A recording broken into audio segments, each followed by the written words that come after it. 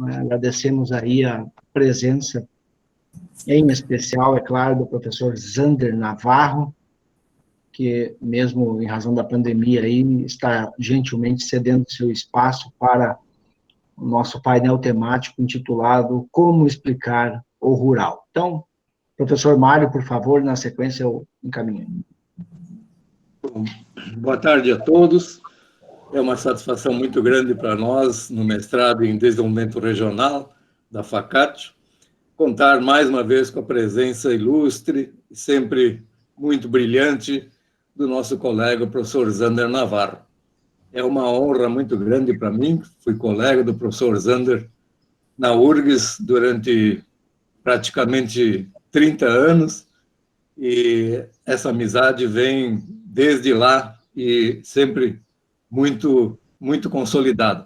O professor Zander tem sido um importante colaborador do nosso mestrado, seja ministrando aulas inaugurais, seja participando de seminários, seja publicando em nossa revista artigos científicos, sempre de grande qualidade, na nossa revista Colóquio.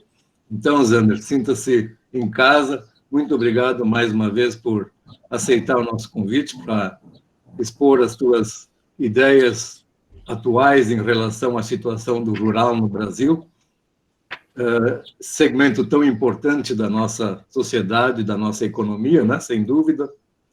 Quero aproveitar para saudar também, em nome do mestrado, os ex-presidentes da Embrapa, que nos prestigiam hoje assistindo essa atividade, o doutor Alberto Portugal e o doutor Murilo Flores. Muito obrigado pelas suas presenças, suas participações.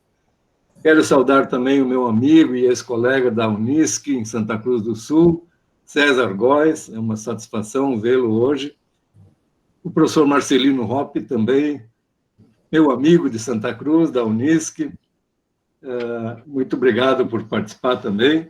E a satisfação de contar com um colega de Angola, Joaquim Assis. Seja bem-vindo, Joaquim, muito obrigado pela sua participação. Então, sejam bem-vindos a todos, né? E contamos, então, com a presença ilustre do professor Zander Navarro. Muito bem. Então, dito isto, professor Zander Navarro, mais uma vez, muito obrigado por esse espaço para conosco aqui no nosso Mercado de Desenvolvimento Regional da FACAT. Então, virtualmente, o espaço e a casa são seus aqui. Zander, boa tarde.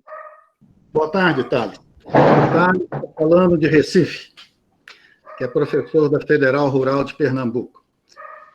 Então, boa tarde a todos, e eu gostaria inicialmente de cumprimentar de uma forma muito afetuosa, de uma forma muito fraterna, a todos vocês. É um grande prazer, e eu lamento muito não poder nomear cada um de vocês especificamente e cumprimentar com algum detalhe sobre cada pessoa, né? Alguns aqui eu conheço há 40 anos, das pessoas que já apareceram aqui. Portanto, não só o Mário, que foi meu colega na Universidade Federal do Rio Grande do Sul, mas muitos de vocês eu tenho laços muito antigos, né? E nesse sentido, se eu fosse cumprimentar cada um de vocês pessoalmente, bom, aí nós ficaríamos os meus 30 minutos só nessa atividade, né? Então, por favor, não se sintam ofendidos, mas eu gostaria de começar a todos que aqui estão usando o seu tempo precioso, transmitir, portanto, o meu forte abraço. Em segundo lugar, mas também de uma forma especial, eu quero agradecer o convite do mestrado de Desenvolvimento Rural, que é um mestrado que eu conheço razoavelmente bem, embora situado numa pequena cidade, que é Taquara, da região metropolitana de Porto Alegre. Esse é um grande mestrado. É um mestrado, antes de mais nada, marcado por seriedade, por rigor acadêmico, por dedicação à pesquisa, pela busca do conhecimento, realmente, né? É um mestrado formado por colegas com formações sólidas, com histórias acadêmicas pessoais que são muito robustas, né? E, portanto, esse é um mestrado que tem tudo para se tornar cada vez mais forte, né? Eu espero que logo ele tenha o doutorado e possa nos alimentar ainda mais com resultados de pesquisa, reflexão e produção científica. Feito esses dois comentários iniciais, eu tenho aproximadamente 30 minutos, um pouquinho mais talvez, né? Eu quero começar justificando por que eu escolhi esse título para a nossa conversa dessa tarde, né? Como explicar o rural, né?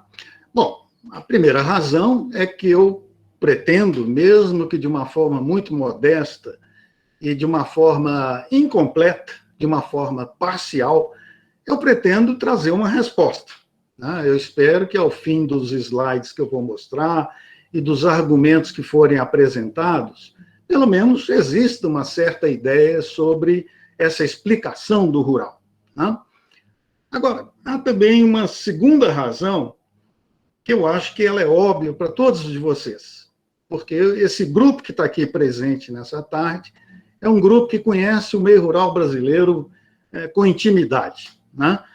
Que conhece muito bem a nossa história rural, particularmente das suas regiões, às vezes dos seus estados, às vezes por um ângulo disciplinar, economia, sociologia, etc., e sabe muito bem que a resposta a essa pergunta, como explicar o rural, ela é dificílima, e, obviamente, ela nunca seria o resultado do trabalho de uma pessoa, né? Enquanto nós não nos unirmos num grupo de pesquisa multidisciplinar, bem maior, com muito mais traquejo de pesquisa, conhecimento, etc., será difícil oferecer uma resposta a essa pergunta, como explicar o rural, de uma forma que seja mais completa, né? Então, na realidade, uma pergunta muito desafiadora. Agora, há uma terceira razão pela qual eu escolhi esse título para a nossa conversa dessa tarde, né? E agora, então, eu vou trazer o PowerPoint, e aí eu vou mostrar mais claramente. Então, vou aqui abrir o PowerPoint, que, aliás, já devia estar aberto, né? Mas, enfim, eu não sou tão familiarizado com... Aqui está, deixa eu puxar ele aqui agora. Vou colocar em meia janela, não é isso, professor? Isso. Uma janela, isso. Uma janela. Uma janela. Tá. E aí, eu compartilho, né? Isso, tá. Compartilha ele e depois, se possível... Ele deve entrar agora e eu ponho em tela inteira, né? Isso. Tá. Então, tá bom. Então, pronto. Então, a terceira razão pela qual eu escolhi esse título para a exposição é que, de uma maneira muito afortunada, no ano retrasado saiu em inglês e no ano passado, em português, esse livro, que é um livro essencial. Pela primeira vez, nós tivemos à nossa disposição, em português, um livro que, de certa forma, conta a nossa história rural de uma maneira um pouco mais ambiciosa. Esse livro foi escrito por dois historiadores econômicos, o Herbert Klein, que é da Universidade de Colômbia, né? Ele já deve ter quase 90 anos, é um grande, famoso historiador da América Latina, com livros clássicos, etc. E o Francisco Vidal Luna é também um professor muito reputado da Universidade de São Paulo, e os dois têm muitos livros sobre história econômica, seja da América Latina, seja especificamente com esse livro, sobre a moderna economia agrícola, como é o subtítulo do livro. Esse é um livro de umas 400 páginas, e eu considero que qualquer pessoa que hoje queira entender a história rural brasileira, esse livro é a base. Nós devemos começar por esse livro, né? Esse livro é um livro que não esgota o assunto, eu diria que é um livro que é mais descritivo do que propriamente analítico, né? mas mesmo assim, esse livro é um enorme salto de qualidade que nós temos para entender o meio rural brasileiro. Então, eu começaria, portanto, como terceiro argumento para o título, a pergunta-chave da nossa conversa, sugerindo que esse livro é um livro que nos permite entender a explicação do rural brasileiro. Há uma pergunta também que é importante, que ela não é brasileira, né? Porque nós temos um processo de mudanças nas áreas rurais praticamente em todo o mundo, né? Não é só no Brasil que nós observamos esse processo. E aí, uma pergunta que poderia ser feita é quais são os processos gerais que vêm impulsionando essas mudanças nas regiões rurais do mundo? A resposta, no meu ponto de vista, ela está também nesse livro clássico de um dos maiores historiadores que nós tivemos, que é o Eric Hobsbawm, que já falecido, né? E ele escreveu um best-seller chamado Era dos Extremos, que, aliás, é um livro também que eu acho que é leitura obrigatória para todos nós, né? Ele explica o século XX. Na Era dos Extremos tem um subtítulo, que é o Curto Século XX, né? E lá pelas tantas, no capítulo 10, o Hobsbawm analisa grandes transformações que ocorreram, especialmente depois da Segunda Guerra Mundial, e ele tem esses 2 parágrafos, né? Ele diz, a mudança social que mais é impressionante e tem um escopo maior na metade desse século, que foi o século passado, e aí ele diz algo muito importante, e que nos isola para sempre do mundo do passado. É a morte do campesinato. Depois ele continua, 2 páginas depois.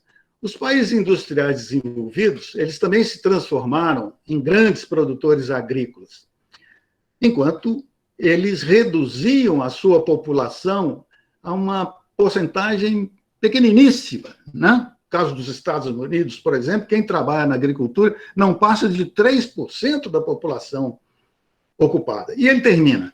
Isso foi conseguido graças a uma extraordinária explosão de produtividade, né? Ou seja, a frase do Hobsbawm, ela traz uma metáfora, que é a morte do campesinato, para nos indicar processos, primeiramente, que são demográficos, né? Mas também processos que são, digamos, espaciais, que é a mudança de famílias rurais para as áreas urbanas. Então, essa é a primeira parte importante dessas 2 frases. E a segunda parte importante é uma categoria econômica, que está na base de todo o processo de transformação. Como que isso é possível de se conseguir? Essas transformações produtivas, sociais, institucionais, etc., nas regiões rurais. É quando existe um crescimento muito significativo da produtividade, né? A produtividade é a categoria base desse processo. Bom, vamos começar, então, pela primeira parte, que é exatamente essa metáfora, digamos assim, demográfico-espacial. Como é o caso brasileiro, né? O caso brasileiro, nós temos dado pouca importância, na minha opinião, nós não temos debatido, como talvez deveríamos estar debatendo, as transformações demográficas que estão ocorrendo nas regiões rurais brasileiras. E eu diria assim, praticamente em todas as regiões rurais do nosso país. Claro que em algumas regiões com muito mais ênfase, né? Com muito mais velocidade, menos em outras, mas esses processos estão ocorrendo em todo o Brasil rural. O primeiro deles é um envelhecimento da população rural, né? Que é mostrada nessa primeira frase de uma outra forma, que é quando o censo demográfico ele nos indica que a população de jovens, a população com idade de 17 anos ou menos, ela está caindo ao longo do tempo, né? O que significa que o meio rural tem cada vez menos adolescentes, cada vez menos jovens, cada vez menos crianças, né? Significando, portanto, uma contínua redução da população rural. Também no mesmo período citado, as famílias nucleares caíram fortemente. Aquela ideia do meio rural, onde você tem um clã familiar, né? Uma família extensa, onde moram mais ou menos juntos, não apenas marido e mulher, mas os tios, os avós, uma criançada, etc. Isso praticamente não existe mais nas regiões rurais do nosso país. E vejam bem, já são 15%, lá em 2010, os casais sem filhos, né? No próximo censo demográfico, provavelmente essa porcentagem irá para quase 20%, um quinto dos casais. E todos aqueles que conhecem meio rural sabem que se você tem um casal que mora numa região rural e não tem filhos, é porque esse casal ou já trabalha na cidade ou porque pretende abandonar a atividade agrícola, né? Casais rurais sem filhos não têm a perspectiva do trabalho agrícola e da produção agrícola nos seus sonhos, nas suas vidas, né? E, finalmente, o terceiro aspecto, que é importante também de citar, é que metade, praticamente, da população ocupada, que é essa POC aí, né? POC aí é população ocupada, residente em áreas rurais, não é agrícola. E 35%, pelo contrário, da população ocupada agrícola reside em áreas urbanas. Em São Paulo, isso ainda é mais forte nessas estatísticas. Ora, o que significa isso?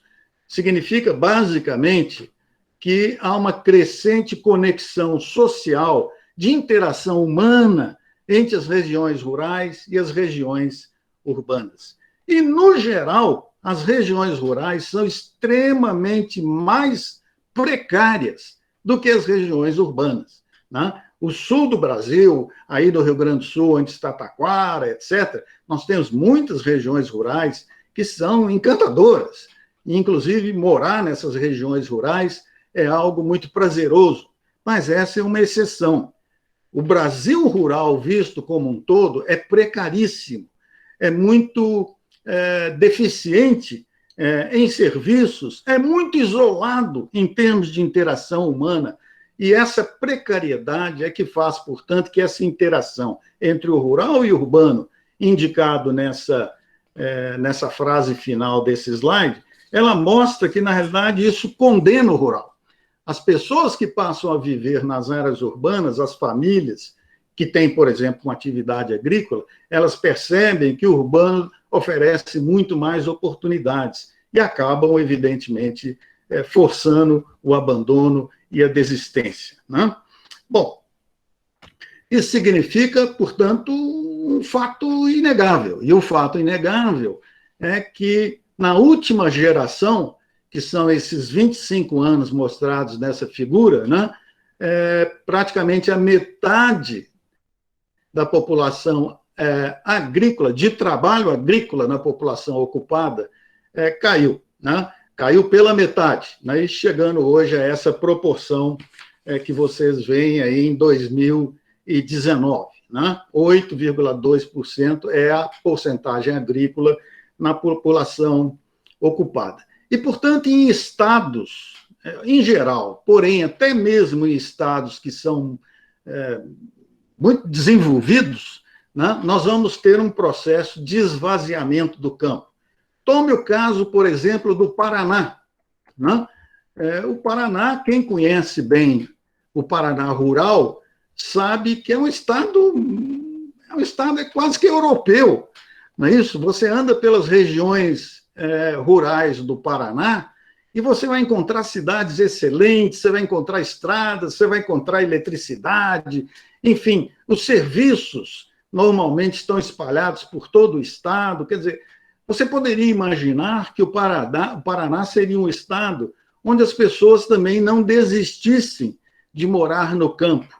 Mas, na realidade, o fenômeno demográfico que está acontecendo no Paraná é ainda mais grave, porque, na realidade, está aumentando o número de municípios que nós chamamos de esvaentes, né? Ou seja, aqueles municípios onde não é só a população rural que está diminuindo, mas é a população total do município. Há várias regiões que são essas vermelhas no mapa, que estão onde a população total dos municípios está diminuindo. E vocês podem ver aí pela previsão para 1940, né, que o Paraná vai ter algumas áreas muito mais populosas para as quais a população deve migrar, né? Então, esses são alguns dados da metáfora demográfica lá da frase do Hobsbawm. E qual seria o outro lado da frase dele, que seria a produtividade? Ora, aqui nós podemos olhar para o passado e fazer uma comparação com o presente, né?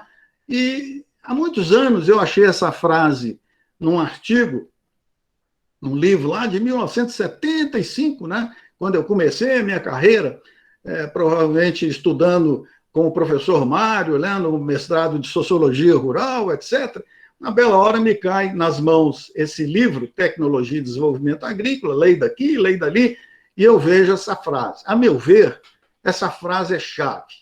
O que ela demonstra, na realidade? Ela demonstra o seguinte, que até 1900, o fim dos anos 60, né, uma grande parte dos produtores rurais não tinha a menor preocupação com produtividade, né? Por quê? Se você quisesse aumentar os seus ganhos, a sua renda, etc., você aumentava a área plantada. Ou então você aumentava as áreas de pasto e soltava o gado, né? Em outras palavras, não era muito importante se preocupar com rendimentos físicos. Quantos quilos de milho você está colhendo por hectare? Até aquele período, essa não era a preocupação dominante dos comportamentos dos produtores. Evidentemente que essa frase também esconde um outro fato.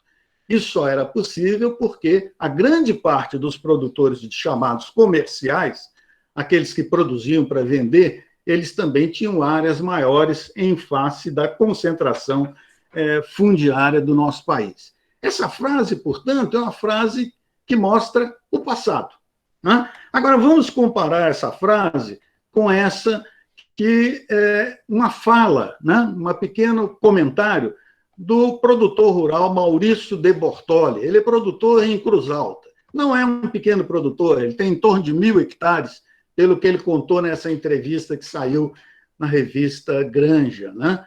Mas ele disse uma coisa que é exatamente a produtividade, né? Ele disse, olha, eu não tomo nenhuma decisão se for uma coisa palpiteira, se for só na opinião. Eu jamais invisto em uma técnica, tecnologia ou produto na minha propriedade que eu não tenha informação.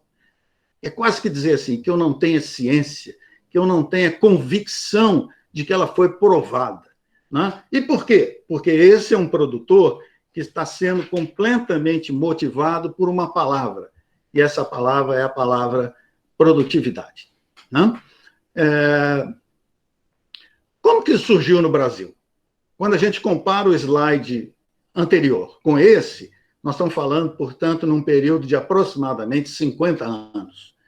Nesses 50 anos, o que realmente que motivou essa mudança de comportamentos, né? Antes, um agricultor que quisesse colher mais milho, simplesmente dizia, aumenta a área plantada.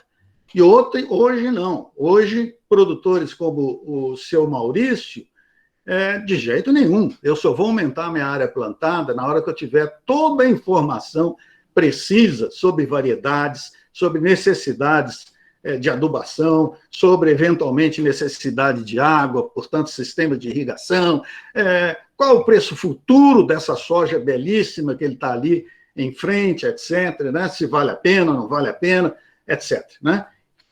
Como que isso aconteceu? Ora, é evidente que nós temos várias explicações, e lá no livro que eu citei no início, vocês vão encontrar algumas outras explicações. Agora, para quem acompanhou isso, e eu tive a fortuna de começar meus estudos, né, minha trajetória como pesquisador no Rio Grande do Sul, onde a soja começou. E eu não tenho nenhuma dúvida, né? O grande condutor dessa mudança tecnológica, dessa racionalidade, desses novos comportamentos sociais, no caso brasileiro, foi a soja. Não foi, por exemplo, a pecuária, não foi a laranja de São Paulo, não foi o o aparecimento do proálcool a partir da cana-de-açúcar, todos esses outros ramos produtivos e econômicos, eles foram extremamente importantes para ir desenvolvendo esse grande comportamento de agricultores que passam a se mover pela produtividade. Agora, quem realmente animou isso tudo foi a soja. E vocês podem perceber que a soja, né, que começa lá no sul, porque chegou ao nosso país como um cultivo de clima temperado, a soja, depois domesticada para climas tropicais, subiu, simplesmente, né, e foi tomando conta da área cultivada no nosso país, onde houvesse, basicamente, onde houvesse água, né? Os solos nem precisavam ser solos muito férteis, etc. Mas, sendo mais planos e tendo água, a soja se expandiu, né? E o Brasil se tornou um dos maiores produtores mundiais. Então, digamos assim, não isoladamente, mas como principal condutor dessa mudança tecnológica, econômica e comportamental no nosso país, a soja foi essencial. E ela trouxe para o Brasil esse fenômeno, né? Ou seja, você organizar o aumento da produção a partir da produtividade total de fatores, né? A PTF, como a gente fala com frequência aí nos nossos trabalhos, né? Aí, essa figura que está em inglês, ela mostra as fontes de crescimento da agricultura mundial, né? E desde 1961, e vocês podem perceber que até os anos mais recentes desse século, vai aumentando a responsabilidade dessa parte azulada, esverdeada, de cima de cada barrinha, né? Para mostrar que a PTF passa a ser cada vez mais, nesses 50 ou 60 anos, passa a ser mais responsável pelo crescimento da produção agrícola mundial. Há uma terceira dinâmica, que é a principal de todas, né? Eu falei até agora de uma dinâmica demográfica, de uma dinâmica que eu também chamei naquele momento espacial, demográfico-espacial, e falei de uma dinâmica tecnológica, que é principalmente mostrada através da produtividade. Mas a principal dinâmica não é essa. Por quê? Porque a agropecuária, antes de mais nada, ela é uma economia, não é isso? Nós não podemos esquecer que os agricultores são agentes econômicos, né? Eles trabalham na agropecuária para produzir renda, simplesmente, né? E, portanto, essa é uma economia. Então, nesse caso, sendo uma economia, a dinâmica mais importante é a dinâmica do capital, né? E nós temos várias demonstrações sobre a dinâmica do capital no nosso país. Eu acho que a principal delas, a mais forte de todas, é nós olharmos para trás uma geração, alguma coisa aí como 30 anos, né? Se todos nós que estamos envolvidos nessa conversa nessa tarde pudéssemos voltar 30 anos para trás, estivesse no Brasil, o que nós falaríamos dessa região? Nós diríamos, o Cerrado, Mato Grosso, Goiás, essa região toda aí, isso é o Brasil profundo, né? Lá não tem nada, os solos são solos muito ruins, não se produz coisa nenhuma, né? É uma região que tem coisas bonitas aqui, acolá, talvez tenha chance de explorar minério, tem muita comunidade indígena, alguns quilombolas e tal, mas aquele é um Brasil vazio, é um Brasil profundo que não vale a pena. Essa seria a nossa visão, digamos, 30 anos atrás, uma geração atrás, né? E hoje, quando nós olhamos para essa região, ela responde, por exemplo, por 75% da produção de grãos do nosso país, né? Ou seja, aqui nós temos capital, nós temos tecnologia, nós temos alta produtividade, nós temos produtores que são extremamente motivados por maximizar lucro, por aumentar a sua lucratividade, né? Por extrair da sua atividade mais riqueza. E se alguém duvida disso, existe esse outro aspecto da dinâmica do capital, né? No número 1 do lado esquerdo, se vocês tomam para esses produtos que estão marcados em verde, algodão, milho, soja, cana, feijão, laranja, café e cacau, né? Vocês tomam os 20 municípios que têm maior valor bruto da produção em 2018, vocês viram que eu marquei em vermelho o Centro-Oeste. Algodão, por exemplo, são dos 20 municípios, 14 estão no Centro-Oeste. E quando a gente fala oeste da Bahia, nós estamos falando da região ali de Luiz Eduardo Magalhães, São Desidério, etc. Ou seja, que é quase o Centro-Oeste também. Milho, dos 20 municípios, 19 estão no Centro-Oeste. Soja, 16. Até a cana-de-açúcar, que a gente imaginava que estariam praticamente todos em São Paulo, não, 13 municípios maiores produtores, eles também estão no Centro-Oeste. Vejam só, feijão, que a gente achava que era um cultivo de pobre, produzido em todo o país, né? Produzido de uma forma mais primitiva, muito mais para autoconsumo, coisa nenhuma. O feijão hoje, ele é produzido dos 20 municípios, 10 estão no Centro-Oeste, e são grandes produtores de feijão do nosso país, né? Depois os outros 3, sim, são mais específicos, laranja de São Paulo, café de Minas Gerais, e interessante o cacau, né? Que a gente achava também que era um produto da Bahia, pelo contrário, hoje cada vez mais é um produto do Pará, basicamente. O que significa isso? Significa, portanto, uma dinâmica do capital. E o capital tem tendências, né? Ele vai dando muito mais espaço àqueles melhor preparados, que vão ganhando, portanto, mercados, vão ampliando os seus recursos, vão crescendo, e, portanto, a gente chega a essa situação, que é a situação que vocês têm aí do lado 2, né? Do lado 2, comparando os dados de 2006 com 2017, há um processo extremamente acelerado de concentração da riqueza produzida pela nossa economia agropecuária.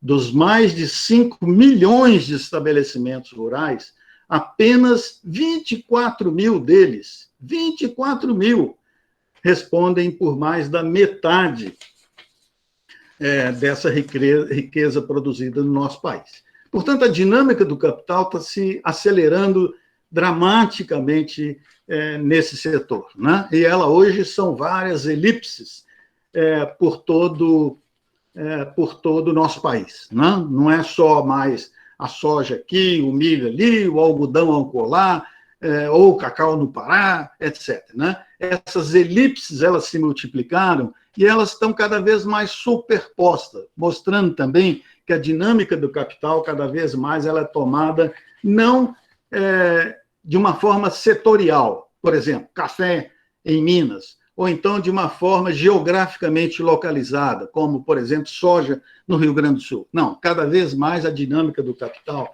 ela é nacional e passa a ser crescentemente também global. Quando que isso aconteceu? Ora, se nós pudermos discutir só esse slide, e daria aqui um bom tempo para a gente conversar, né? Os anos 90, eles foram os anos-chave dessa transformação, né? E aqui eu só faço um comentário muito rápido, não vou poder entrar em maiores detalhes, até porque meu tempo está passando, né? Mas existem existem principalmente 3 aspectos importantes, né? O primeiro deles é que o Brasil tentou abrir-se um pouco mais à globalização com o Tratado do Mercosul, né? O que vai permitir, posteriormente, um grande deslanche de alguns produtos, como, por exemplo, a comercialização da soja, em particular, no final dessa década e na entrada do nosso século, quando a China veio com tudo para comprar a nossa soja. Os preços dispararam, se produziu uma riqueza muito grande, né? Então, esse foi um grande processo importante na década de 90. O segundo foi o Plano Real, né? Ninguém é agente econômico quando a inflação é de 2% ao dia, como era no início dessa década. Então, enquanto nós não tivemos a estabilização monetária para que os agentes econômicos pudessem fazer os seus respectivos cálculos econômicos, esse processo seria difícil de ocorrer. Então, o Plano Real foi fundamental para criar as bases de um capitalismo agrário no nosso país, né? E o terceiro aspecto, que eu vou depois fazer uma referência um pouco mais específica, é que o Estado brasileiro mudou completamente nessa década, né?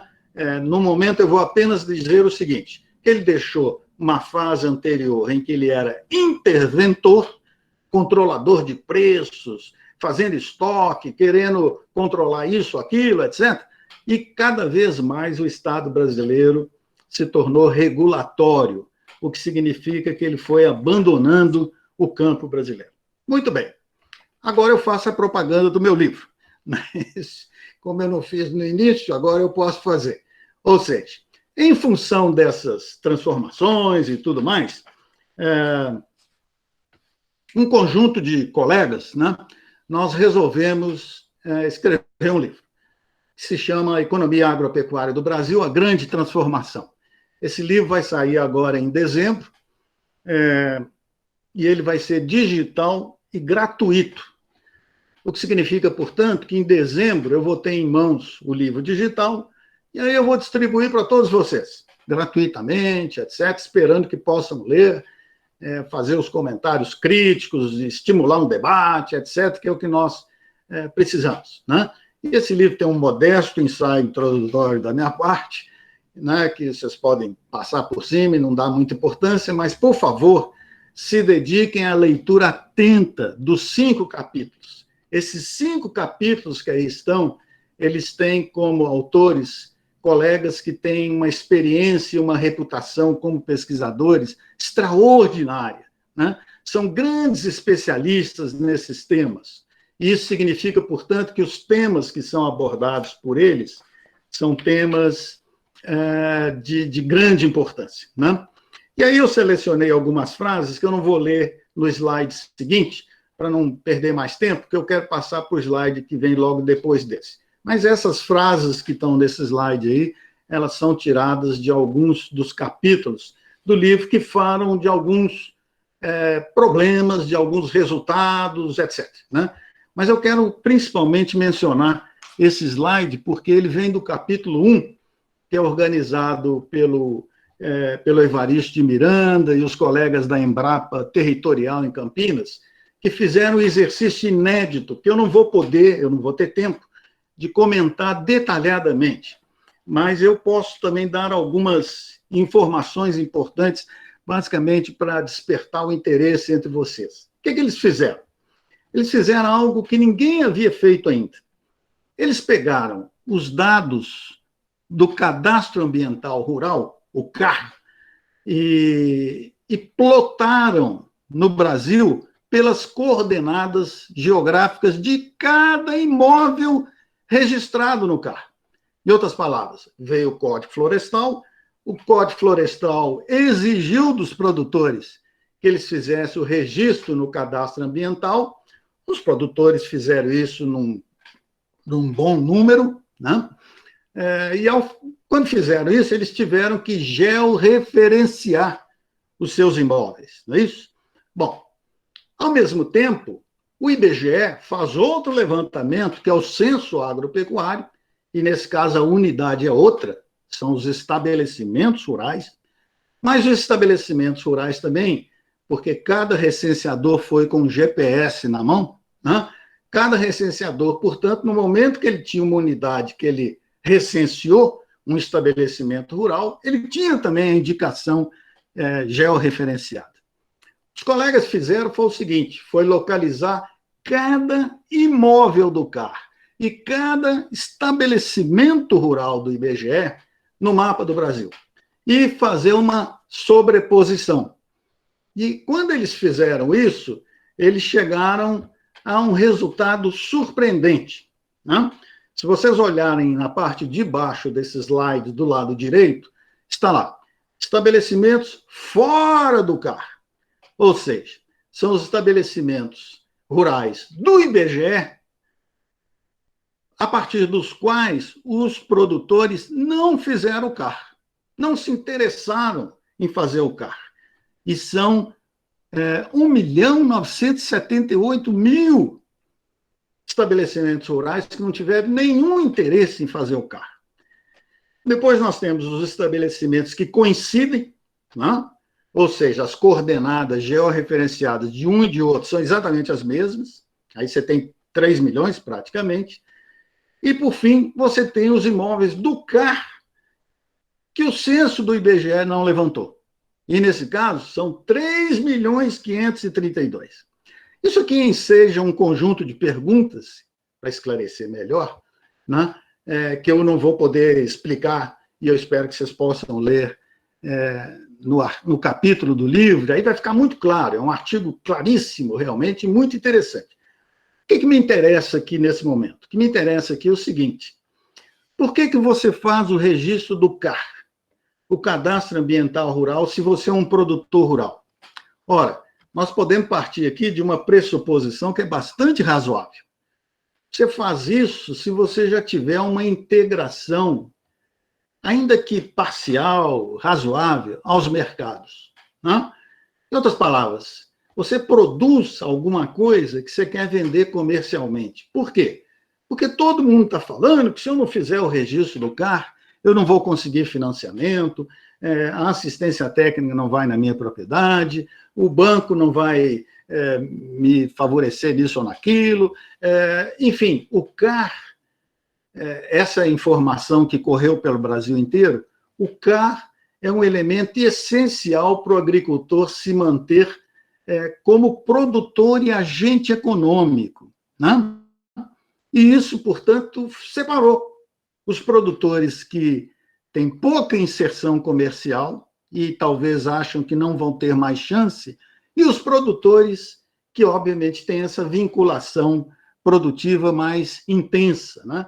E aí vocês podem perceber pelo lado esquerdo aqui no mapa, marcado em verde, que é exatamente o caminho da agricultura mais moderna do nosso país, né? É o que foi mostrado antes, é o caminho da soja, é ou não é? Onde a soja correu, é onde os produtores também correram para fazer o registro do CAR. E onde os agricultores são mais pobres e não têm chance, e isso vai aparecer logo no mapa seguinte, é onde eles não fizeram o CAR. E provavelmente não vão fazer nunca, né? Porque julgam que talvez não vão precisar nisso. Bom, fica só essa informação, eu acho que ela foi insuficiente, né? A leitura do capítulo do livro provavelmente vai responder a todas as perguntas que eventualmente vocês tiverem. Outro capítulo do livro é o que fala do mundo do trabalho, né? E quando eu disse que o meio rural brasileiro é muito pobre, é muito precário, né? Vocês podem perceber pelo mapa. Onde as áreas aqui são um pouco mais alaranjadas e vermelhas, significa que você tem maior número de estabelecimentos pobres. Estabelecimentos onde a renda bruta não passa de 2 salários mínimos, né? E vocês podem ver que a maior parte do Brasil rural é um Brasil extremamente pobre, precário, né? E é por isso que as pessoas vão embora. Do lado direito, vocês vão perceber aqui o rendimento médio do trabalho na população economicamente ativa total, a população ocupada total e a população ocupada agrícola, né? O verdinho embaixo é a população ocupada agrícola. E vocês podem perceber que o rendimento médio ele é muito mais baixo. O rendimento médio ele é muito mais baixo quando comparado com os demais, né? Na realidade, aqueles que trabalham nas áreas rurais recebem 58%, em média, daqueles que trabalham nas áreas urbanas, né? E as mulheres, quando elas recebem algum salário, elas recebem algo ainda menor. Elas recebem, em média, 25% a menos do que os homens, né? Então, há um capítulo detalhadíssimo do livro em que os autores esmiuçam os dados das PNADs durante quase 30 anos, 25 anos aproximadamente, para explicar que o mundo do trabalho nas regiões rurais brasileiras é um mundo muito precário e onde aqueles que vivem do trabalho rural, de certa forma, estão um pouco encurralados. Bom, vamos para a parte final. Quais são os desafios? Bom, a partir dessa apresentação, mesmo que muito rápida, né,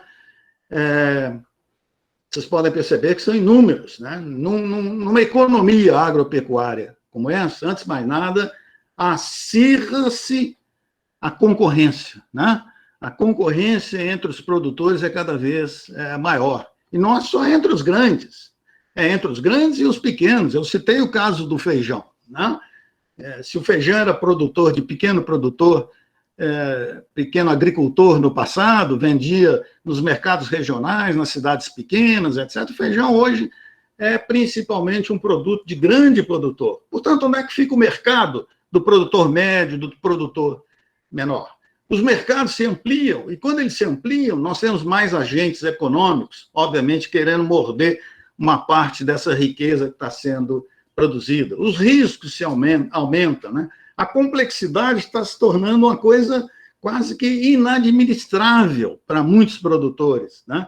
Ele tem que entender de tudo. A riqueza se concentra, como eu disse anteriormente, né? E, obviamente, como resultado disso tudo, aprofunda-se a seleção social, né? Ou seja, cada vez mais uma grande massa de produtores, e quando eu digo uma grande massa, eu não estou falando de números pequenos, né?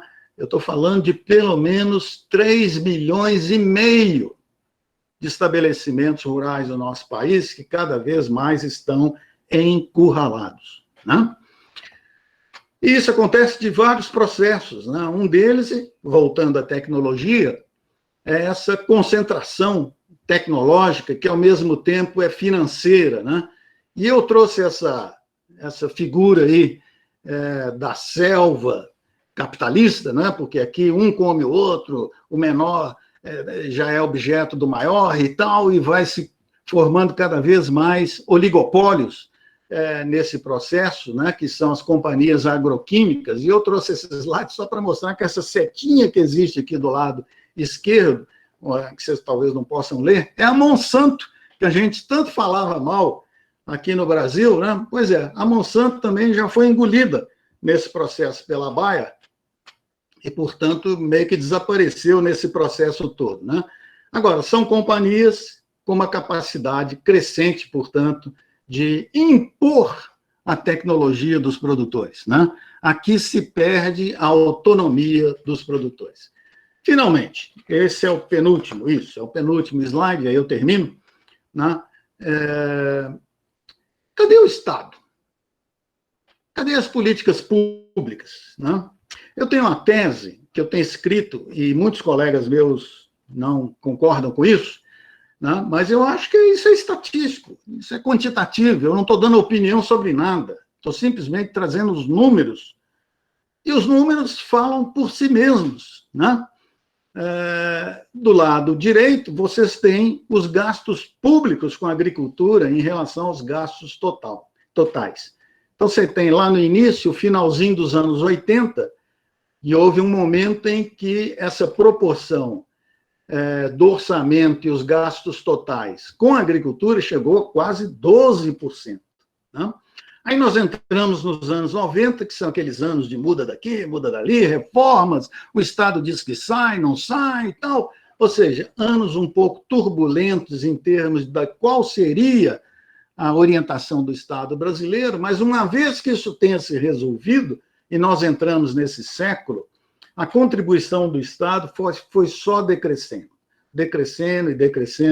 e hoje não passa de 0,5%.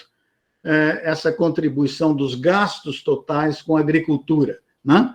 Ora, se o Estado brasileiro não gasta com a agricultura, qual é a leitura que o Estado está fazendo? Ora, é óbvia, o Estado nunca disse isso, né? Nunca escreveu, nem nada, mas é como se o Estado e suas autoridades, presidentes, ministros, né? Enfim, todos aqueles que estão lá em cima e tal, a camada dirigente do Estado, olhasse para a economia agropecuária e dissesse assim, estão funcionando muito bem.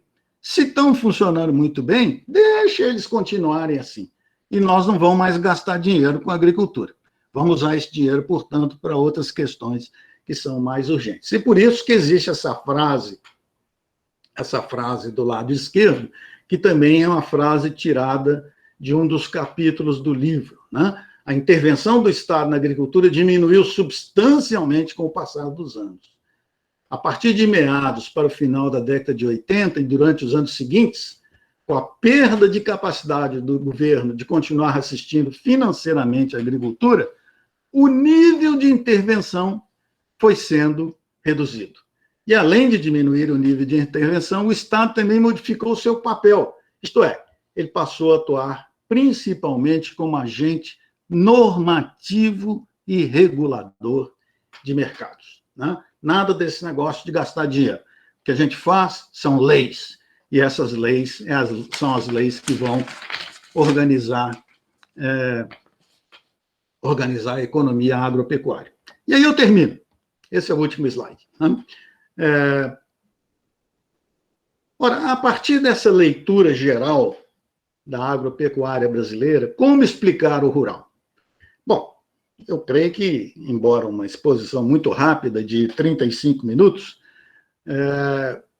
tem várias pistas aqui e acolá, né? Eu mencionei aspectos que são extremamente positivos. Por exemplo, quem é que pode achar ruim a elevação contínua da produtividade da agricultura? Seria insensato alguém achar que isso é negativo, né? Existe uma frase famosa de um economista que ganhou um prêmio Nobel, né? Esqueci o nome dele agora. Mas, enfim, a frase dele foi essa: olha, produtividade não é tudo. Agora, no longo prazo, produtividade é tudo. É assim que uma sociedade prospera, né? Enfim, então nós temos ganho de produtividade, nós temos um crescimento extraordinário do setor alimentício no nosso país, criando empregos, né? Oferecendo cada vez mais produtos diversificados, etc. É isso? Enfim, se você analisa o rural brasileiro, há uma série de aspectos que são muito meritórios, positivos, que nós só podemos aplaudir, né? Assim como existem aspectos problemáticos. Existe uma pobreza rural que ainda tem números gritantes nas regiões rurais, e para essa pobreza rural nós não oferecemos praticamente nada até hoje, a não ser migalhas, como, por exemplo, Bolsa Família, né? Então, nós temos vários problemas. Nós temos problemas ambientais, que eu não mencionei até agora, e nem vou mencionar nesse momento, mas eles existem e precisam ser também resolvidos. Para terminar, portanto, eu quero só mostrar para vocês essa figura, porque, talvez porque eu sou um sociólogo, eu acho que esse é o principal ganho social num país que é pobre, ou melhor, em que a maior parte da população é pobre, como o nosso, num país tão desigual como o nosso. Esse é o principal ganho social. É vocês olharem desde 67, que é o primeiro ano aí, até 2019, e vocês perceberem que os preços reais de 4 produtos muito importantes, seja na dieta dos brasileiros, seja para ser utilizado em outros subprodutos, etc., como arroz, milho, soja e trigo, os preços reais foram caindo dramaticamente ao longo dos anos, né? E isso significou, portanto, que a dieta alimentar da maior parte dos brasileiros, ela se tornou facilitada, porque os alimentos se tornaram mais baratos. Isso significou, portanto, que os brasileiros passaram a poder comer mais e comer com mais qualidade, né? Num país onde a maior parte da população é tão pobre, com rendas tão baixas, e onde a alimentação, portanto, é o gasto principal de milhões de famílias no nosso país, esse é um ganho social extraordinário. Então, eram esses os grandes comentários que eu gostaria de trazer para vocês, né? Agradecendo a atenção, e antes de passar a palavra para o professor Marcos Paul, também transmitir meus cumprimentos, porque eu falei do Joaquim em Angola, mas nós temos também um outro colega, que é o Luiz Carlos, que está em Lisboa, também nos assistindo, e a quem eu transmito o meu grande abraço. Então, Marcos, a palavra é sua, mais uma vez, muito obrigado, hein?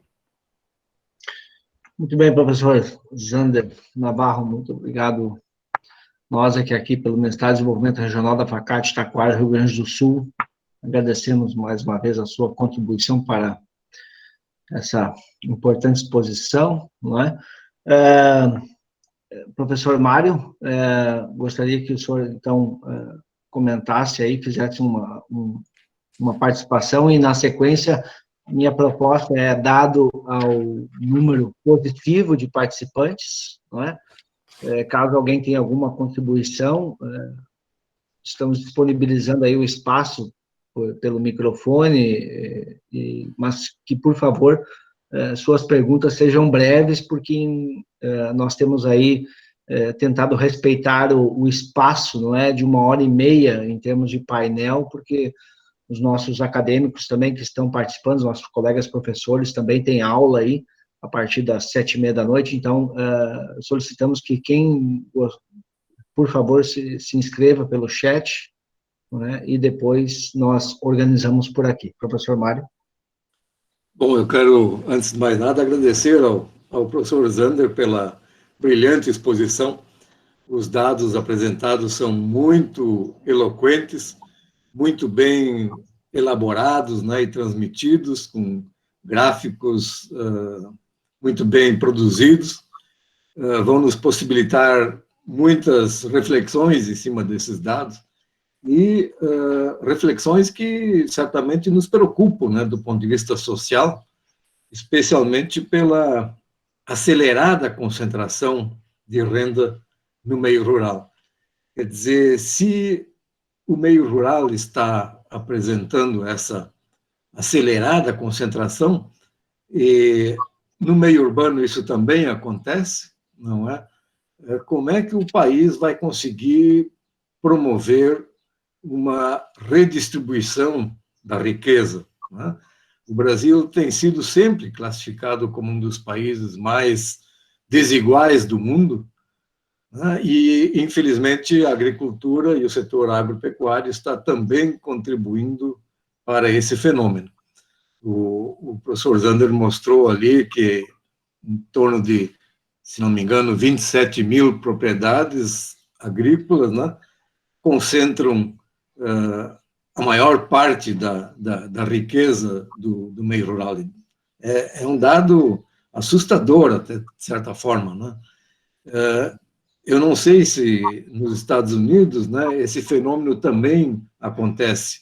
Eu imagino que não, porque o que eu conheci dos Estados Unidos são propriedades relativamente menores, né, com exploração basicamente familiar, né, praticamente sem trabalho assalariado.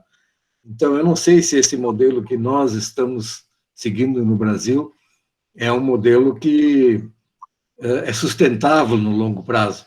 Então, Zander, eu gostaria que, se possível, pudesse comentar um pouco mais sobre esse fenômeno, não é, da impressionante concentração de riqueza no meio rural. E, consequente, o outro lado da moeda, né? A crescente pobreza, né, de largas camadas da população rural. Perfeito. Eu vou aproveitar o ensejo, professor Mário, que o senhor Elisiário Toledo aqui fez uma pergunta, e o Lautemir, então já vou aproveitar o momento, vamos fazer, quem sabe, uma rodada aí com essas 3 perguntas, pode ser? Não é? Toledo, então, ele comenta a questão do processo de transformação da agricultura na atividade econômica, não é? Causa espécie, pela parte das lideranças dos agricultores, não é? Os gastos públicos com a agricultura não são objeto de análise nem de ações das lideranças, nem mesmo da bancada ruralista, que é majoritária no Congresso. Então, ele questiona, o foco é quase sempre renegociar as dívidas. Então, o que vai sobrar para a organização dos agricultores? E o Lautemir faz uma provocação aqui também, né, de que se não haveria um excesso de atenção à agricultura brasileira e um esquecimento em termos de indústria no Brasil. Então, vamos tentar fechar essa rodada e depois nós partimos para os próximos que já estão participando pelo chat, lembrando que a gravação vai ficar disponível no site da FACAT, e também assim como o material que o professor Zander acabou de expor. Então, professor Zander, por favor. Olha, são 3 temas cruciais. O primeiro deles é esse, né? mesmo as pessoas que não têm a menor ideia do que seja agricultura ou pecuária, sabem que algo está acontecendo, porque assistem o Jornal Nacional, né? E lá no intervalo do Jornal Nacional se fala maravilhas do agro, né?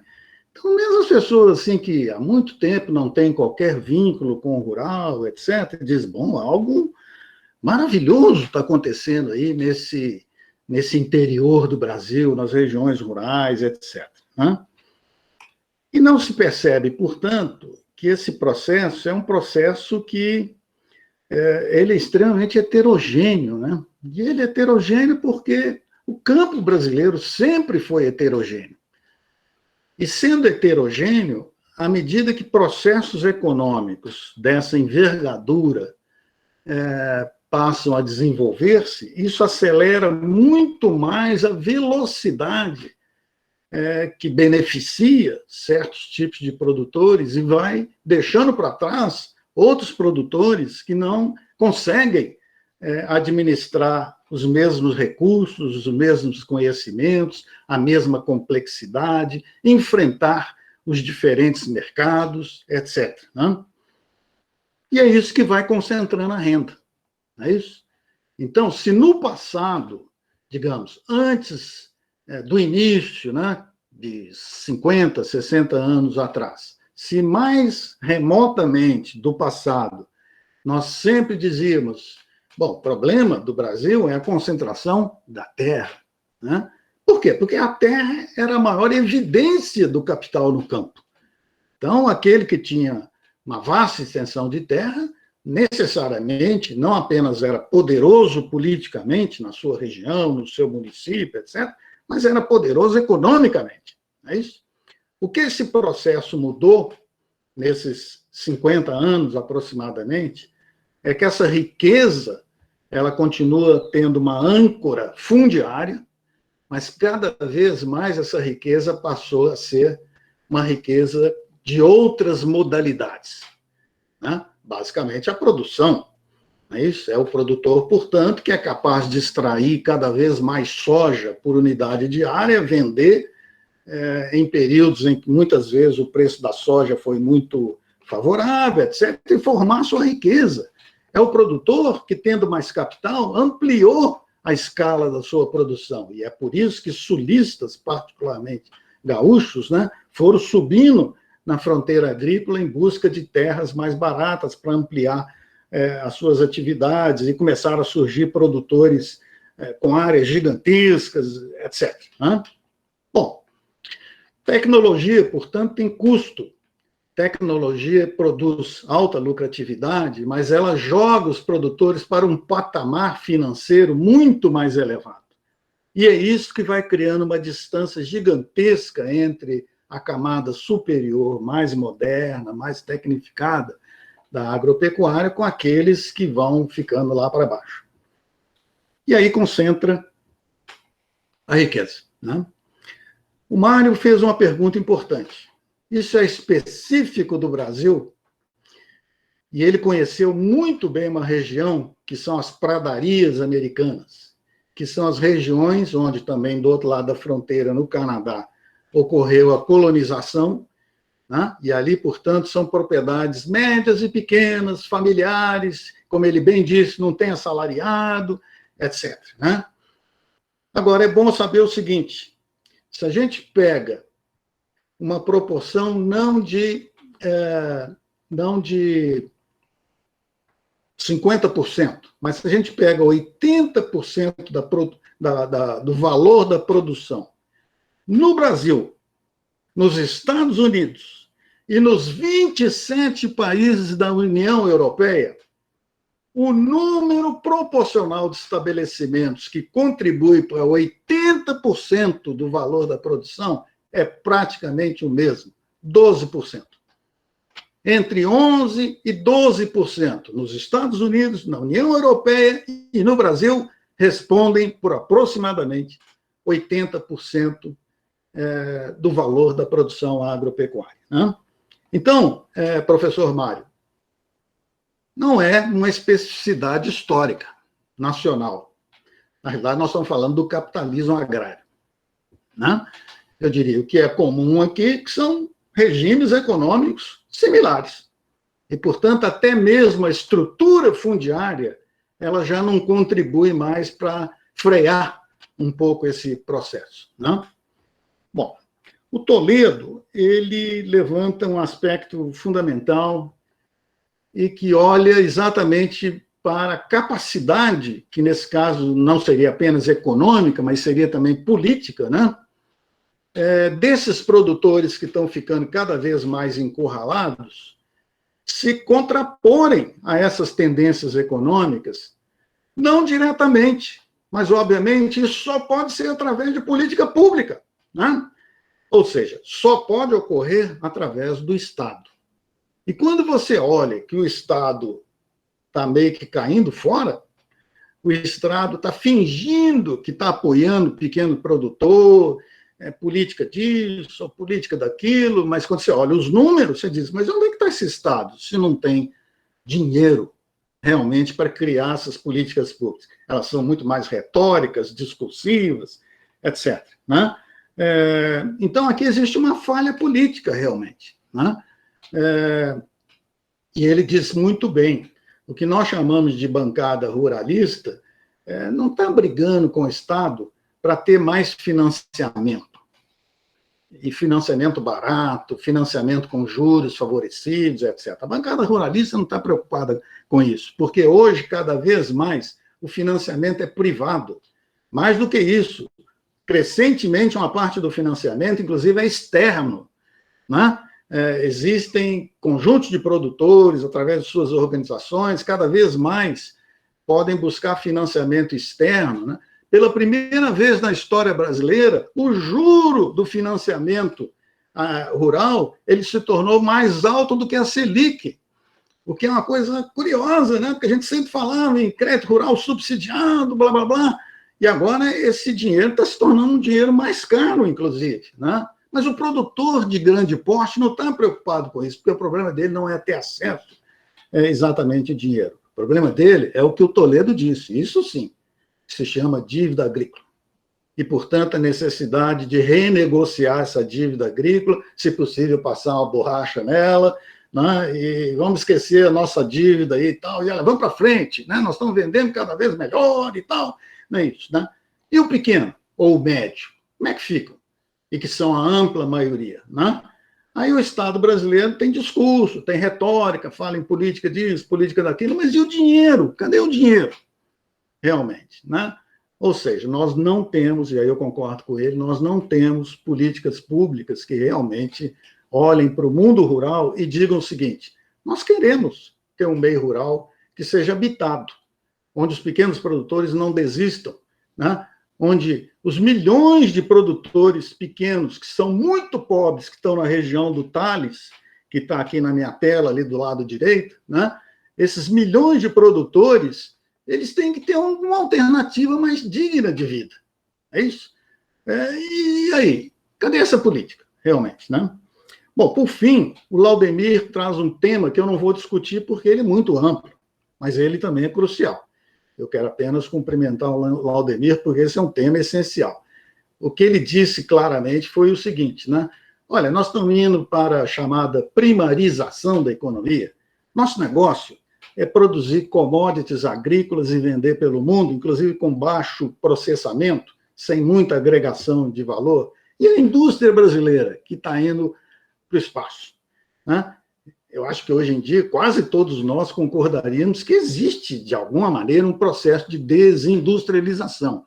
Não é isso? O Brasil poderá ser um país melhor, mais justo, com melhor distribuição de renda, etc., com uma indústria cada vez mais fraquinha, incapaz de competir nos mercados globais e vendendo apenas produtos agrícolas? Eu acredito que não, pessoalmente não. Aí, provavelmente, eu estou junto com o Laudemir, né? Tem que existir uma política industrial, nós temos que ressurgir, de alguma maneira, a capacidade industrial que o Brasil já teve de uma forma mais pujante no passado. Só que esse é um debate um pouco mais amplo, eu acho que escaparia, com o pouco tempo que nós temos, né? Escaparia nesse momento. Muito bem, professor Zé, vamos aproveitar aí sua disponibilidade, seu vasto conhecimento, né? Vamos fazer mais uma rodada aqui. Eu agradeço aí aos demais colegas que estão na sala, deixando suas perguntas. Estou tentando selecionar aí, em razão também do próprio tempo, né? Então, o Glauco Schultz ali faz uma pergunta para o senhor, né?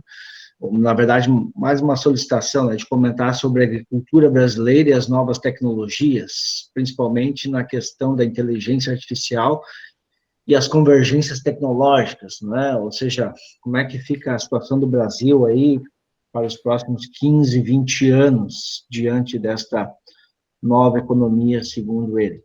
O senhor Luiz Carlos Brito questiona, não é? E no meio rural, a mulher, não é? Parece ter sido decisiva na transferência populacional para o meio urbano. Então, solicita aí que o senhor pode desenvolver um pouco mais sobre esse tema. E o Thales faz uma pergunta, não é, sobre qual é a proposta para a massa de pobres que vive no meio rural. Não é? Então, lembrando que nós vamos fazer mais uma rodada aí e depois vamos para o encaminhamento, até para não sobrecarregar o professor Zander com as questões. Tá bom, Marcos. Ninguém está me sobrecarregando nada, né? Eu tenho muito entusiasmo para discutir as coisas rurais. Se vocês quisessem, eu ficaria mais 5 horas aqui conversando sobre isso, né? Esses são os temas da minha vida e, portanto, é sempre um prazer. Olha, antes de responder, começando pela pergunta do Glauco, eu quero fazer um comentário que dá a minha visão sobre o desenvolvimento agrário brasileiro e, de certa forma, responde indiretamente a essas perguntas, embora eu vou comentar, né? Uma forma de responder o que foi levantado seria eu me apresentar a vocês como cidadão, né? Afinal, já vou para 70 anos, o ano que vem, não é isso? Eu tenho uma história, né? Uma boa parte das pessoas que estão aqui talvez não conheçam detalhadamente Porto Alegre, né? Mas em Porto Alegre, no ponto político principal, no centro da cidade, eu já comandei comício a favor da reforma agrária, né? Comandando em cima da carroceria de um caminhão, no dia 6 de setembro, véspera de feriado, na parte onde mais passa as pessoas, às 6 da tarde, lá estou eu com o microfone, era o coordenador estadual da Sociedade Brasileira de Reforma Agrária, a Associação Brasileira de Reforma Agrária, a ABRA, junto com 1.000 trabalhadores sem terra, né? E nós cercados pela polícia militar, né? Eu confesso que poucas vezes na vida eu tive tanto medo, porque se alguém fizesse uma provocação ali, ia quebrar o pau naquele negócio ali, e eu sei onde eu ia acabar terminando, né? Falei, vai ser uma vergonha se no dia seguinte eu estiver preso, né, nas páginas dos jornais e tal. Felizmente, nada aconteceu. Mas por que eu digo isso? Eu poderia responder essas perguntas falando como cidadão. Mas não é esse o nosso papel, né? Eu sou um pesquisador. Eu estou fazendo uma conversa com vocês, e praticamente todo mundo que está aqui também é pesquisador, é cientista social. Esse é um mestrado, portanto, é um lugar da ciência, né? Então, eu tenho que responder vocês como cientista, como sociólogo, como analista da realidade, né? E como analista da realidade, a minha leitura sobre o desenvolvimento agrário brasileiro, ela é muito pessimista, né? Por exemplo, não há mais lugar na nossa história para a reforma agrária. Isso definitivamente acabou, né? O governo brasileiro é que não tem coragem, por exemplo, de extinguir o INCRA, porque o INCRA não faz mais nenhum sentido, realmente, né? E não vai ocorrer mais nenhuma reforma agrária no nosso país, nenhuma, simplesmente. Basicamente porque não existe demanda social para isso. Se não há demanda social, não vai haver desapropriação de imóveis, formação de novos assentamentos, etc. Agora, o que mais me preocupa e me traz uma certa tristeza em olhar esse meio rural brasileiro são os processos econômicos, né? E os processos econômicos, eles são claramente numa direção. E aí vai na direção da pergunta do Glauco, né?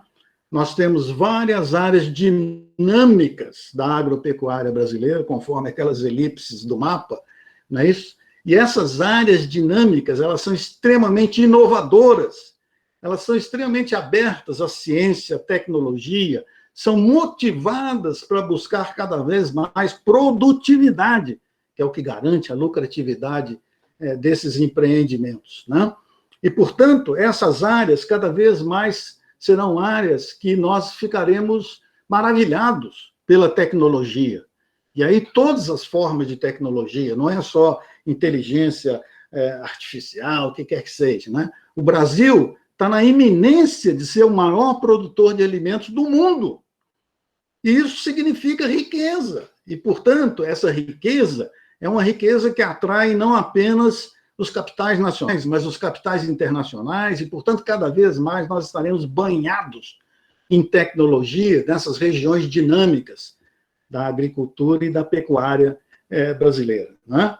Então, de certa forma, eu respondo a pergunta do Glauco dessa forma, né?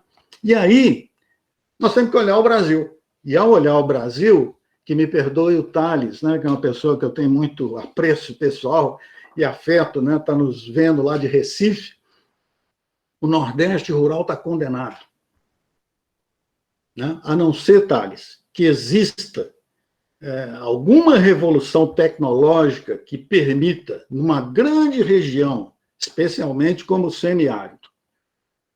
Claro que o Nordeste tem manchas, né, onde existe água, solos um pouco mais férteis, etc. Por isso que tem soja no Piauí.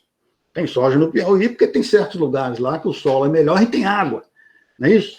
Agora, se você toma particularmente a maior parte do Nordeste rural, que é o semiárido, que são solos muito frágeis, e onde falta água, você tem que ter uma revolução tecnológica para permitir uma reconstituição produtiva. Porque se você não tiver essa reconstituição produtiva, o que nós vamos observar na maior parte do Nordeste rural e, em particular, no semiárido? O esvaziamento.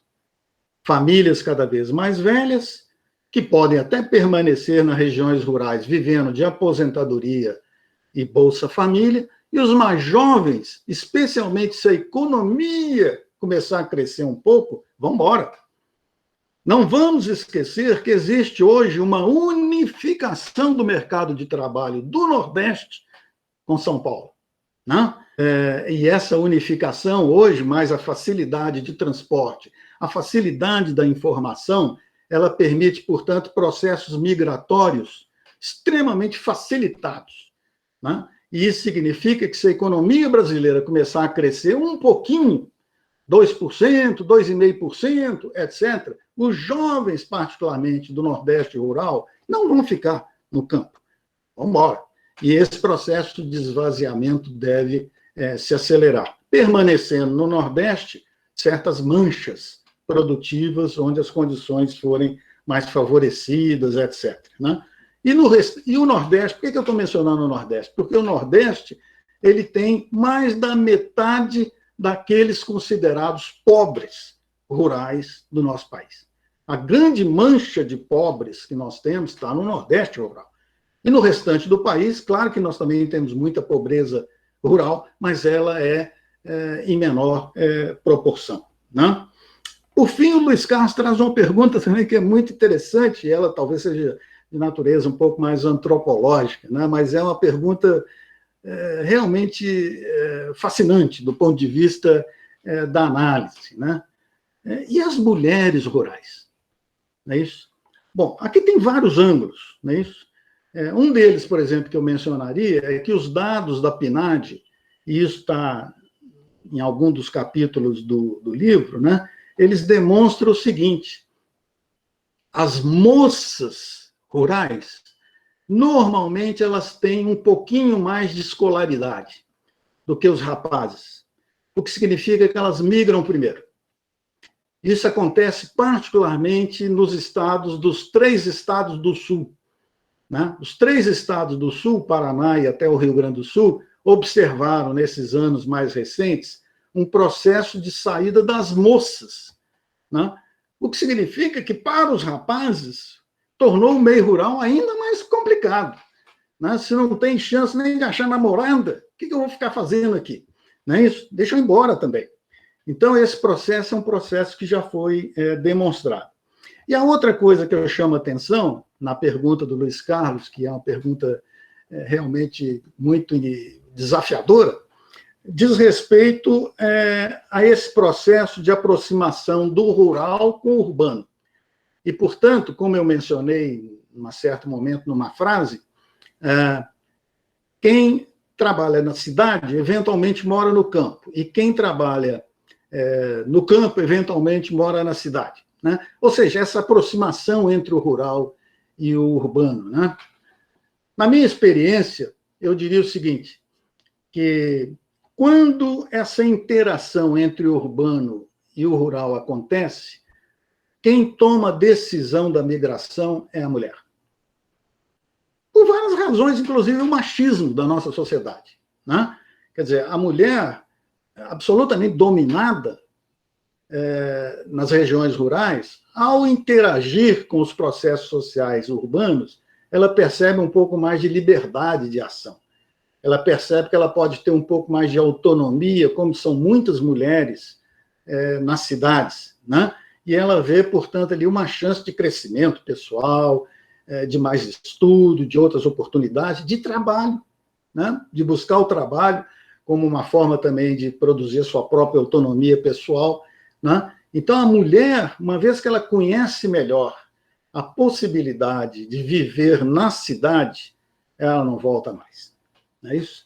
E se o marido quiser voltar, que volte sozinho. Ela fica na cidade, né? Então, as mulheres têm um papel muito importante, realmente, nesses processos decisórios.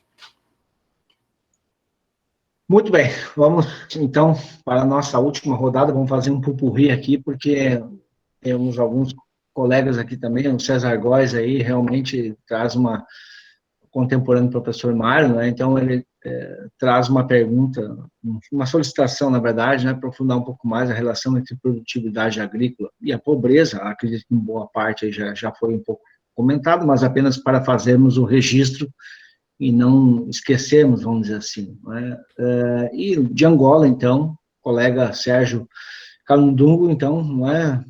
Para o professor Zander, a agricultura é uma atividade econômica ou uma forma de vida das pessoas rurais? É uma boa tese isso aqui. Livre Severino lança um questionamento, né? A concentração da produção agrícola é necessariamente um fenômeno negativo ou se poderia considerar que essa concentração também favorece para o aumento da produtividade? Roberto Portugal, né, ele questiona se o senhor tem alguma informação sobre a percentagem da área agrícola que é ocupada pelos 3,5 milhões de produtores mais pobres. E, finalizando, né, John Monteiro comenta que na Amazônia, a grande maioria, se não todos os projetos de infraestrutura e logística implementados pelo Estado, com ou sem parceria público-privada, são pensados objetivando a diminuição do custo-benefício do agronegócio. Então, ele questiona a saída para o trabalhador rural na Amazônia, e com isso, então, nós finalizamos aí a nossa sessão de perguntas, né? Então, professor Zander, fique à vontade, e aqui para, caso o senhor não tenha pego aí alguma pergunta, eu posso lhe apoiar depois. Tá. Não, eu anotei tudo, sim. Novamente, são perguntas realmente gostosas de comentar, né? Me causa muita satisfação comentar sobre elas. O César, um colega que eu conheço há tantos anos, um grande amigo, ele traz essa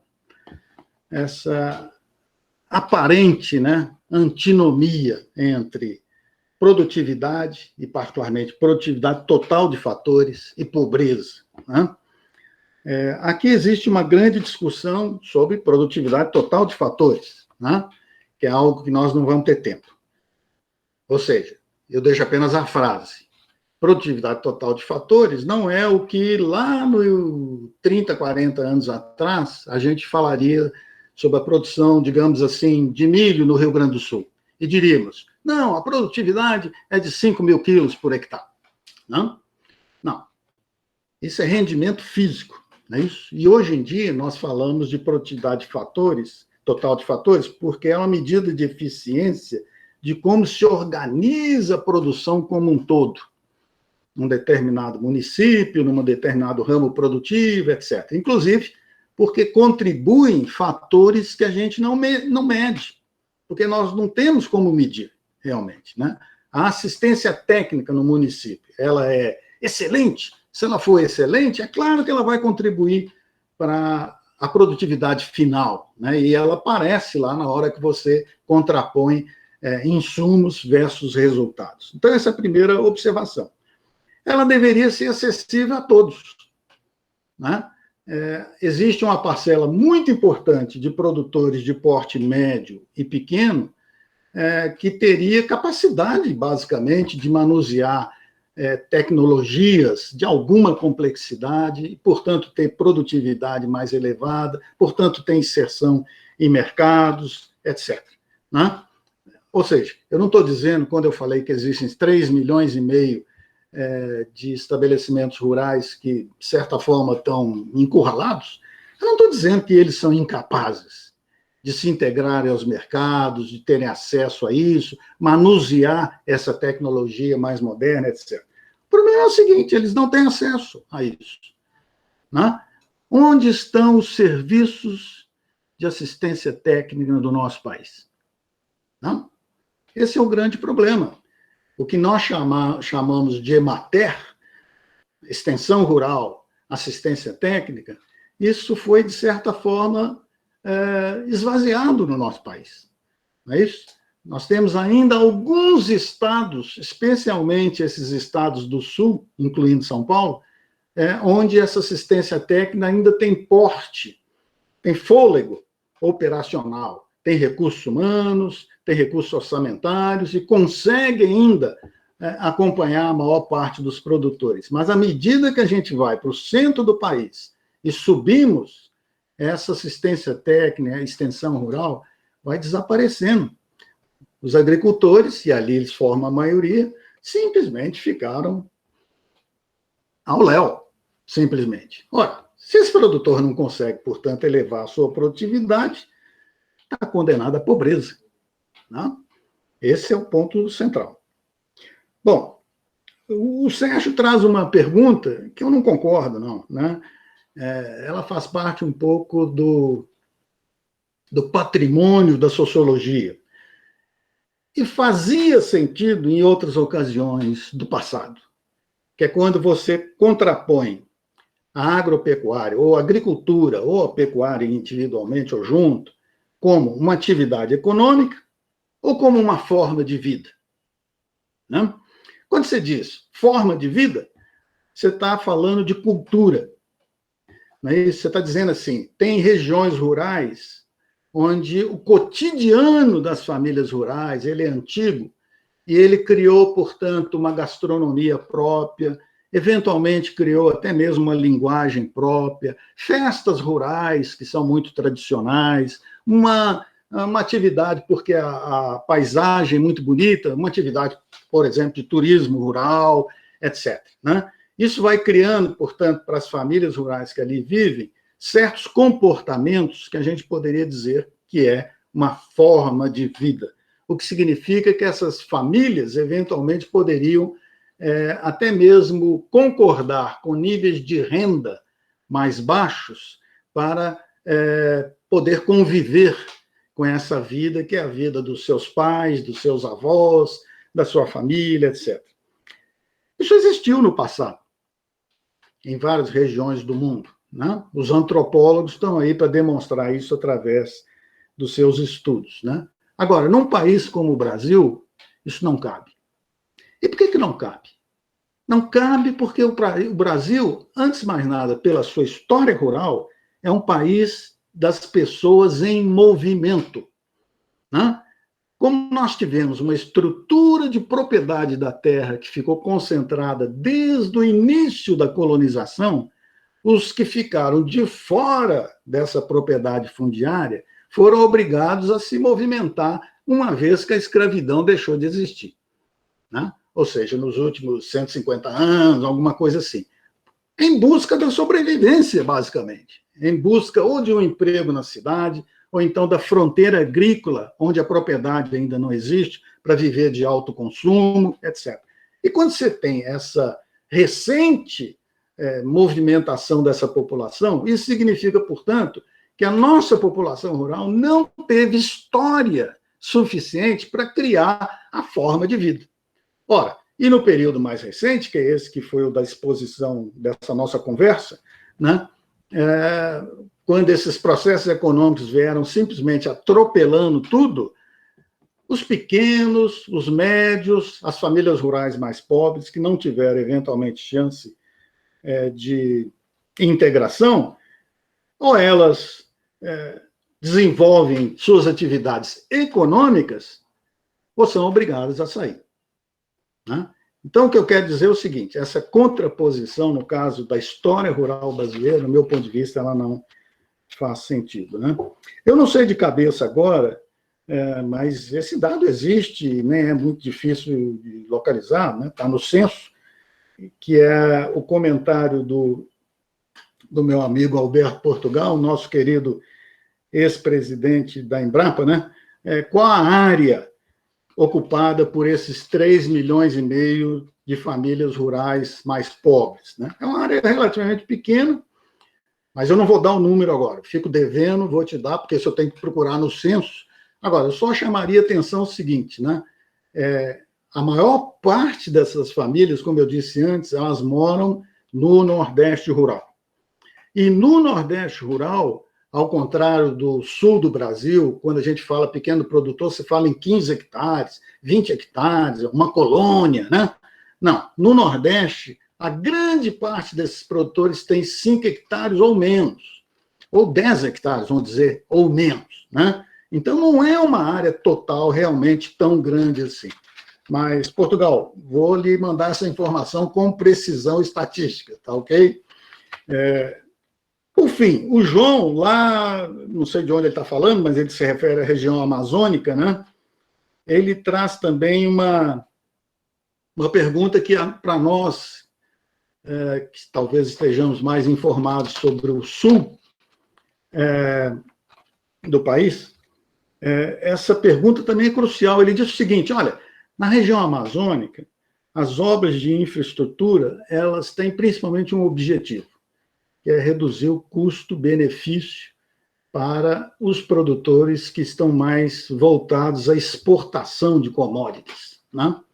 Por exemplo, a 163, que liga, se não me engano, Cuiabá a Santarém, onde tem um porto e por aí vai, né? Ou então a outra que sai de Porto Velho, que eu não lembro mais o número, mas vai até Manaus, né? Ou então aquelas que já existem, até algumas delas já asfaltadas, que são mais para o lado de cá, pelo lado leste, né? Desde a Belém, Brasília, lá, velha, dos anos 70 e tal.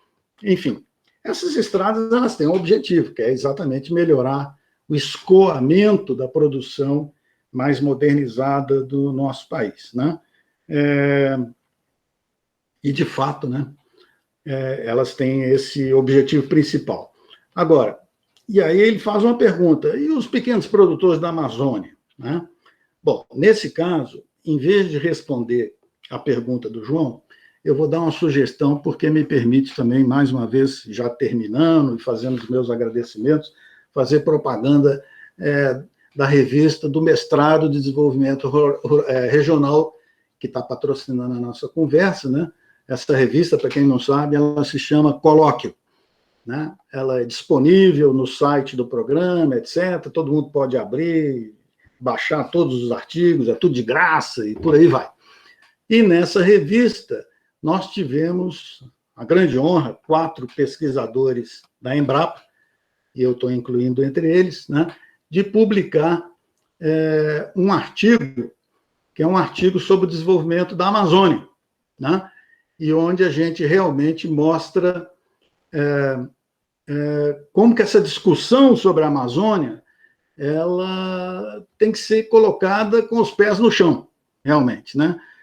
Porque tem toda uma narrativa, que é uma narrativa muito do centro do país, especialmente São Paulo, Rio de Janeiro, né? Que é estimular o desenvolvimento rural na Amazônia a partir de certas coisas que são extremamente fantasiosas, como, por exemplo, bioeconomias, que ninguém nunca define quais são e como elas irão se concretizar na região amazônica e etc. Né? Então, nós, os pesquisadores da Amazônia, nós nos reunimos, discutimos e tal, e escrevemos um artigo onde a gente faz uma proposta que é muito mais pé no chão sobre o que é possível de fazer na região amazônica em termos de desenvolvimento rural sustentável. Né? E esse artigo, portanto, ele está na revista do mestrado em desenvolvimento, a revista Colóquio, quem tiver interesse, é num dos volumes mais recentes. Né? Com isso, então, eu deixo por aqui, Marcos. Muito bem, professor Zander Navarro, sempre uma grata satisfação, desculpa, poder lhe ouvir. Professor Mário, então, por favor, gostaria aí que o senhor fizesse um encaminhamento e eu quero depois já tomar um minuto da atenção dos presentes para os próximos eventos do mestrado, o próximo evento.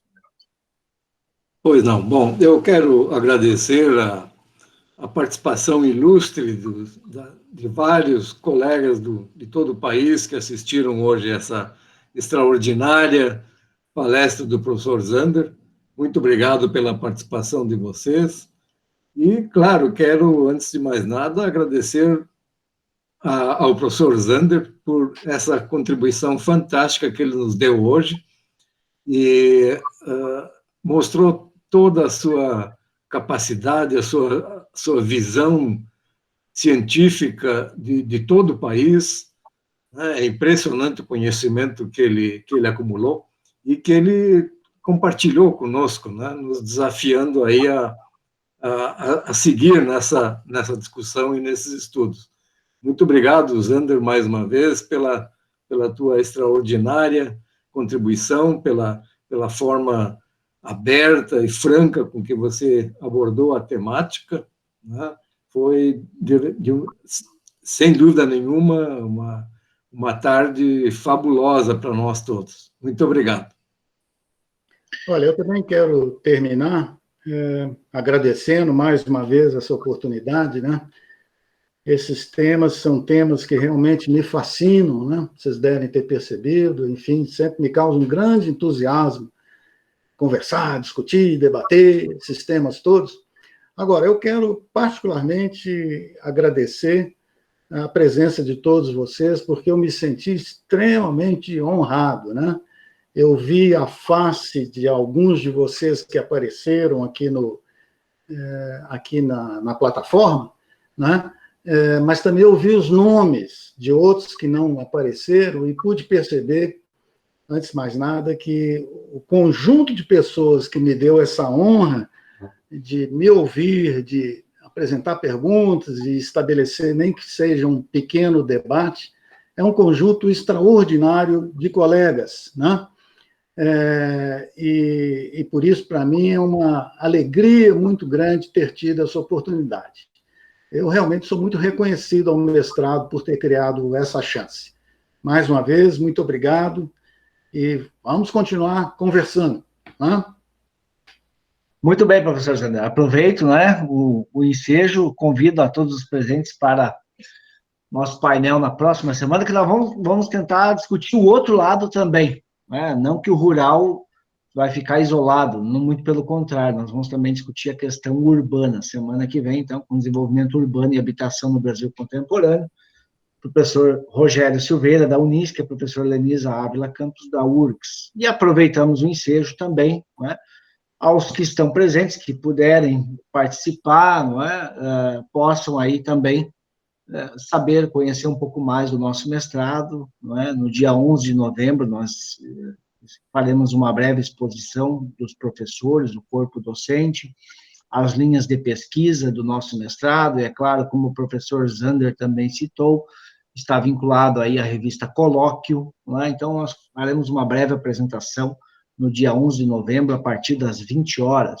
né? Inscrições pelo site do mestrado, e divulgando também, né? Nós temos algumas publicações que estão disponíveis, tanto no site da editora Conceito, como no site do mestrado em desenvolvimento regional da FACAT, né?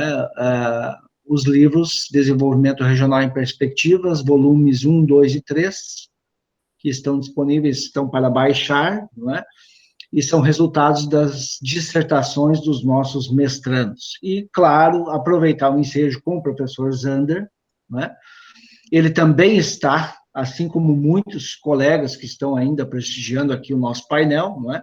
No nosso dicionário de desenvolvimento regional e temas correlatos, que a partir do dia 9 de outubro também foi lançado na língua espanhola, né? Então, o professor Zander, assim como todos os demais colegas que estão aqui na sala, que já participaram, foram para o além Atlântico, né? Então, agora estamos aí também pela questão ibérica, e tentando avançar um pouco mais, e no ano que vem teremos uma versão revisada e ampliada a ser também disponibilizada na sequência, né? Então, era isso. Professor Marcos, acho que o colega Carlos Paiva quer fazer uso da palavra. Não, é que, na verdade, assim, a responsabilidade era minha de ter feito já o card, né, do Luiz Eduardo, mas, assim, tal como nessa semana, nós tivemos reunião aí com o Glauco Arbuques na quinta e com agora o Zander. Parabéns, Zander, excelente exposição, fiquei realmente encantado. Por favor, passe para nós o PowerPoint, tá?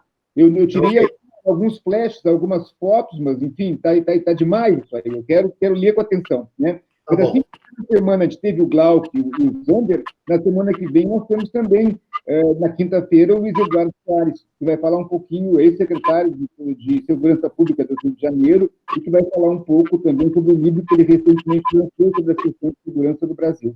Então, deveríamos estar apresentando o card juntos, peço desculpas para vocês, mas, enfim, conto com a presença de todos, né? Vamos estar mandando a divulgação oportunamente.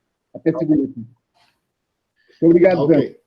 Muito bem. Então, em nome do nosso mestrado, professor Zander, mais uma vez, muito obrigado. Seu espaço, sua disponibilidade para conosco, e fica o convite, claro, para todos que possam conhecer aqui a FACAT, depois dessa pandemia aí, que tudo passar, e ao professor Zander, principalmente, né, que possa voltar aqui a Taquara, no nosso mestrado. Professor Zander, Voltarei com grande prazer.